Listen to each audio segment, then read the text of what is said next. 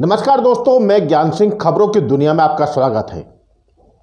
लक्ष्मी की जलती चिता चीख चीख कर पुकार रही है कि आखिर कब मिलेगा मुझे इंसाफ। क्या मेरा कसूर सिर्फ इतना था कि मैंने एक राजा से प्यार किया, लेकिन मुझे क्या पता कि वही वैसी दरिंदा निकलेगा। मैंने तो सिर्फ प्यार किया था, लेकिन नफरत का जहर तो लव जिहाद ने घोला है। आखिर कब तक जलती रहेंगी लक्ष्मी जैसी चिताएं?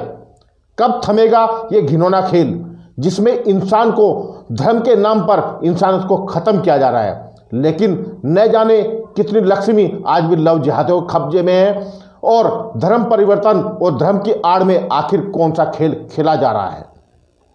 ये गंदा खेल कब तक चलेगा? हम किसी जाति धर्म को टारगेट नहीं कर रहे हैं, ना ही हम किसी को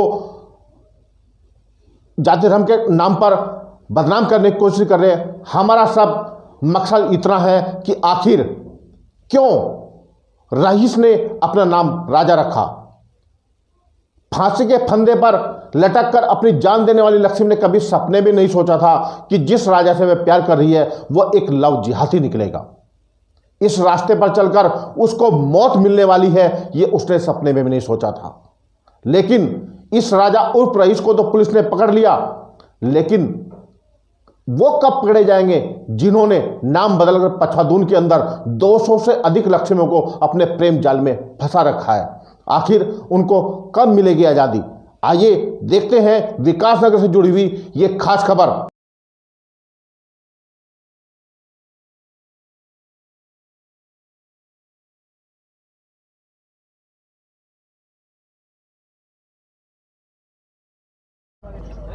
सतपाल जी जानना चाहेंगे कि लव जिहाद की एक और बलि चढ़ गई है लक्ष्मी, तो आप क्या कहेंगे इसको लेकर?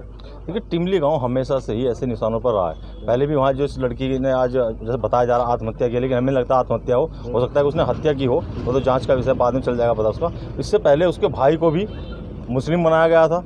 अब जैसे इस लड़की ने आत्महत्या की है, उसने अभी उसी जो रईस उर्फ राजा है, राजा नाम करके उसने एक हिंदू नाम रख के उस लड़की को जो है अपने प्रेम जाल में फंसाया, उसका गर्भपात करा, जिससे वो लड़की इतनी त्रस्त हो गई कि हो सकता है उसने अपने आप को ही जो है अपनी जीवन लीला समाप्त कर दी। लेकिन अगर यही स्थिति रही तो वो दिन दूर नहीं है कि जब क्षेत्र में इस तरह की घटनाएं आम हो जाएंगी। देखिए, कहा जाता था कि इस तरह के मामले नहीं होंगे, कानून बनने चाहिए इस पर, लेकिन कुछ ऐसा देखने को नहीं मिल रहा है। इस लड़की के साथ ऐसा हुआ, कल को और किसी हिंदू लड़की के साथ हो सकता है। तो ये परंपरा अब समाप्त होनी चाहिए, तभी जाकर इसमें एक व्यवस्था बनेगी। क्योंकि जो हालात पछवादून क्षेत्र के हो गए, यहाँ एक लक्ष्मी नहीं है, लगभग 200 से अधिक जो हिंदू लड़कियाँ हैं वो इन लव जिहादियों के चंगुल में फंसी हुई हैं। अब जैसे ये रईस ताज की पहली पत्नी भी थी, उसके बाद भी इसने ऐसा करती है क्या? अब इससे इनकी मानसिकता का अंदाजा लगा सकते हैं कितनी घृणित मानसिकता लोग हैं। और ये एक मिशन के तहत काम कर रहे हैं। हिंदू लड़कियों को निशाना बनाया जाता है, जानबूझकर ऐसी लड़कियों को जो है अपने कब्जे में लिया जाता है, जिससे कि हिंदू धर्म को खतरा हो। ये एक बहुत बड़ी साजिश हिंदू धर्म के लिए की जा रही है। मेरा सरकार से भी यही निवेदन है कि ऐसे मामलों में संज्ञान ले।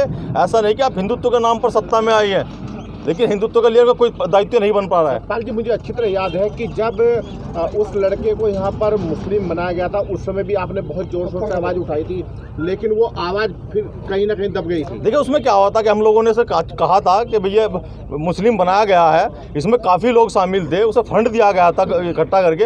आज तक उन लोगों का नहीं पता है। उल्टा और क्या हुआ, जब हमने आवाज़ उठाई हमें जेल भेज दिया गया।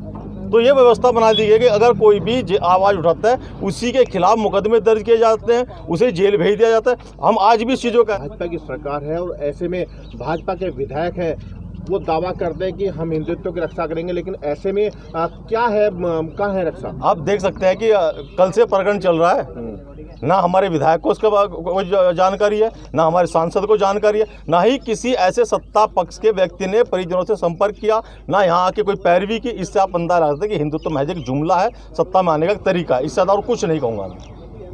पेश है Shriram automobiles Maruti Suzuki authorised service, जो एक ही छत के नीचे देता है आपको मारुति सुजुकी की हर सुविधा, जैसे नई गाड़ियों की free service, accidental repairs, cashless, non cashless. इतना ही नहीं, हमारे पास पिछले 1 साल से मारुति सुजुकी ने वारंटी की सुविधा भी कस्टमर के लिए प्रोवाइड की है, जिससे किसी भी कस्टमर को असुविधा ना हो। कोई भी नई गाड़ी में वारंटी से रिलेटेड कोई भी काम होता है तो वो भी हम विकास नगर में ही कर देते हैं।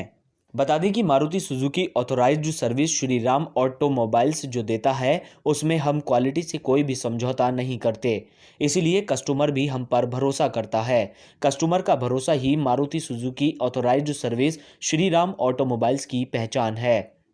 हमारे यहाँ एलो व्हील्स की सुविधा भी उपलब्ध है और इसके बेहद फ़ायदे हैं। इसके अलावा insurance renewal, accidental repairs, first free service, second free service, third free service, periodic maintenance service, warranty repairs, 24 hours Maruti mobile support, tyres, 3D wheel alignment, fast tag, Maruti genius accessories, 3D balancing, nitrogen air की भी सुविधा उपलब्ध है। पता याद रखें, Shriram automobiles, निकट लेमन फूल, विकास नगर। Mobile number 9105955111, 9639005361, 9639000640।